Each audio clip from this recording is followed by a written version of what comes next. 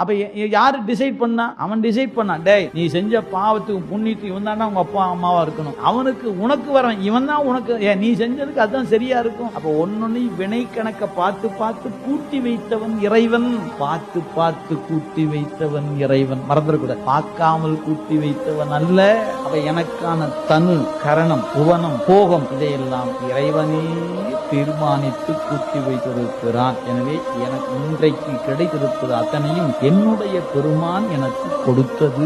ஏன் கொடுத்தான்? இந்த போகம் அனுபவிக்க அனுபவிக்க உன் அறிவுக்குள்ள திருத்தம் நிகழும், அந்த திருத்தத்துக்காகத்தான் நான் காத்திருக்கிறேன் என்று அவன் கொடுத்திருக்க. எனவே போகத்தை துய்த்தாக வேண்டும். துய்க்கும் போது நான் நான் என்று நினைக்காம திருவருள் தந்தது, திருவருள் தந்தது, இது இறைவன் தந்தது அப்படின்னு நினைச்சு ஏற்றுக்கொண்டால் ஒரு மாற்றம் உங்க அறிவுக்குள்ள நிகழும். இல்லை என்றால் ஒருபோதும் மாற்றம் நிகழாது.